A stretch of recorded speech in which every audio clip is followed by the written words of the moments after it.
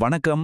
இன்னைக்கு நம்ம அரசியல் களத்துல குறிப்பா 2026 நோக்கி நடக்கிற அதிரடியான மாற்றங்களை பத்தி ஒரு டீப்பான அலசல பார்க்க போறோம். இங்க ரெண்டு விதமான பார்வைகள் இருக்கு. ஒன்னு ரொம்பவே எமோஷனலான ஒரு அரசியல் வெற்றி, இன்னொன்னு மொத்த சிஸ்டமே உழுக்கிற மாதிரியான ஒரு கடுமையான விமர்சனம். இந்த ரெண்டு பக்கத்தையும் இப்போ நம்ம விரிவா பார்க்கலாம் வாங்க. 27,000 வாக்குகள். சும்மா யோசிச்சு பாருங்க. இது சாதாரண நம்பர் இல்ல. விருகம்பாக்கம் தொகுதியில ரொம்பவே பலம் வாய்ந்த ஆளுங்கட்சியான திமுக வேட்பாளரை ஒரு சாதாரண கார் ஓட்டுநரோட பையன் தோற்கடிச்ச மலைக்க வைக்கிற வாக்கு வித்தியாசம் தான் இந்த 27,000. எப்படி இது சாத்தியமாச்சு? ஒரு சாதாரண மனிதனின் வெற்றி, ஆர் சபரிநாதனின் எதிர்பாராத எழுச்சி. ஆமாங்க, நடிகர் விஜய் புதுசா ஆரம்பிச்சிருக்க தாவேகா காட்சியில ஆர் சபரிநாதன் அடைஞ்ச உணர்ச்சிகரமான பிரம்மாண்டமா கொண்டாடப்படுற இந்த வெற்றியிலிருந்து நாம இன்னைக்கு ஆரம்பிக்கலாம். இவரோட பேக்ரவுண்ட் பாத்தீங்கன்னா முழுக்க முழுக்க விசுவாசத்தை மட்டுமே அடிப்படையா கொண்டது.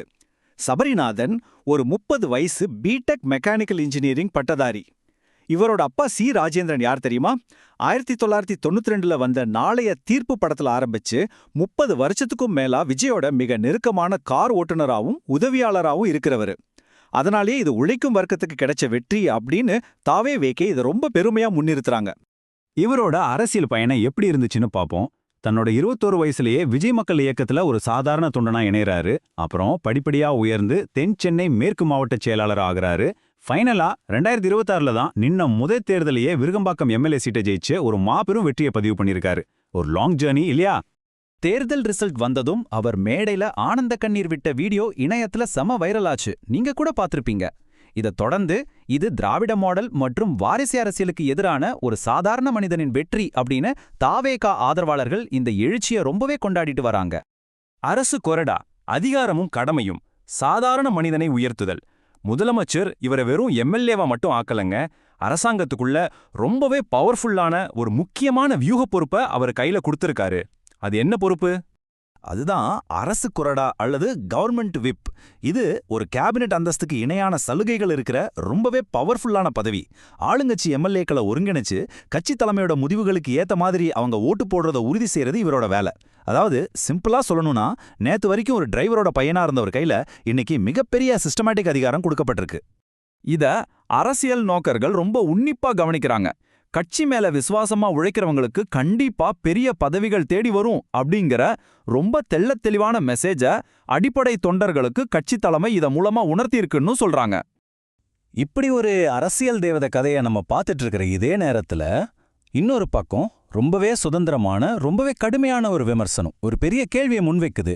வெறும் மேலோட்டமான மாற்றங்களை மட்டும் பார்க்காம கொஞ்சம் ஆழமா யோசிச்சு பார்க்க சொல்றாங்க. இந்த சிஸ்டம் மக்களுக்கு அடிமையா இல்ல மக்கள் இந்த சிஸ்டத்துக்கு அடிமையா? விசுவாசமா, மாற்று அரசியலா, அமைப்பு ரீதியான யதார்த்தங்கள் மேலான ஒரு கடுமையான பார்வை. அதாவது பழைய முகங்களுக்கு பதிலா புதுமுகங்களை கொண்டு வரது மட்டும் உண்மையான வளர்ச்சியா, இல்ல இது வெறும் மேலோட்டமான ஒரு பெயிண்ட் அடிக்கிற வேலையா அப்படிங்கிற ஆழமான கேள்வியோட ஒரு முரண்பட்ட கோணத்துக்கு நாம இப்போ போறோம். இப்போ இந்த ரெண்டு முரண்பட்ட பார்வைகளையும் ஒப்பிட்டு பார்ப்போம். ஒரு பக்கம் தாவேகாவோட பார்வை, அதாவது சாதாரண மனிதனுக்கு அதிகாரம் கொடுக்கறது, பல வருஷமா இருந்த அடிமட்ட விசுவாசத்துக்கு அங்கீகாரம் கொடுக்கறது. ஆனா மறுபக்கம் ஒரு சிஸ்டமேட்டிக் விமர்சனம் இருக்கு. அது என்ன சொல்லுதுன்னா, இது ஒரு நடிகரை ஹீரோவாக்குற அதே நேரத்துல சாதாரண மக்களோட உண்மையான அறிவுபூர்வமான சுதந்திரத்தை பறிக்கிற செயல் அப்படின்னு சொல்லுது. சுருக்கமா சொல்லணும்னா, ஒரு பக்கம் இதை கொண்டாடும் போது இன்னொரு பக்கம் இது சமூகத்தை பின்னோக்கி இழுக்கிற இன்னொரு வகையான அரசியல் வழிபாடுன்னு ரொம்ப ஸ்ட்ராங்கா வாதிடுறாங்க. அமைப்புக்கு எதிரான ஒரு குரல், சுதந்திரம் என்ற மாயையை அம்பலப்படுத்துதல்.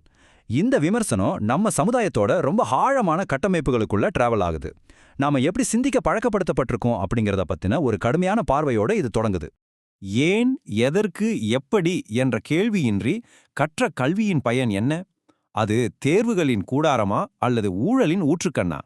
ரொம்ப அழுத்தமான கேள்வியில நம்மளோட பாடத்திட்டமே நம்மை அடிமைப்படுத்தத்தான் வடிவமைக்கப்பட்டிருக்குன்னு, அதிகாரத்தை கேள்வி கேட்கிற, தர்க்கம் செய்யற நம்மளோட திறனையே அது பறிச்சிடுச்சுன்னு இந்த விமர்சனம் ரொம்ப ஆவேசமா முன்வைக்கப்படுது.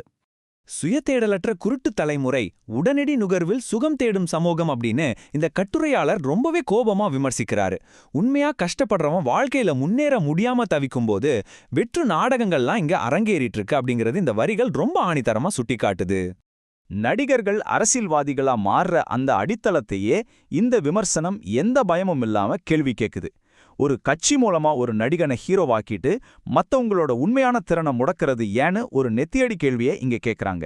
இந்த பிம்ப அரசியல் சாமானிய மக்களோட உண்மையான வளர்ச்சியை தடுக்குதா அப்படிங்கிறது தான் இங்கே முக்கியமான விவாதம். உண்மையான சுதந்திரம் எங்கே இருக்கிறது? முழுமையான சுதந்திரத்திற்கான கோரிக்கை.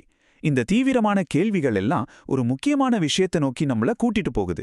உண்மையான சுதந்திரம்னா என்ன? அது நம்ம சமூகத்துக்கு எவ்ளோ பெரிய அடிப்படை தேவையா மாறணும் அப்படிங்கிறது தான் அது. இங்க இருக்கிற முரண்பாடுகளை கொஞ்சம் கவனிச்சு பாருங்க. இத வாங்கு அத வாங்காத அப்படின்னு சொல்றதுக்கு அரசாங்கம் எதுக்கு? நம்மளோட அன்றாட சின்ன சின்ன முடிவுகளை அரசாங்கம் ஏன் கண்ட்ரோல் பண்ணணும்?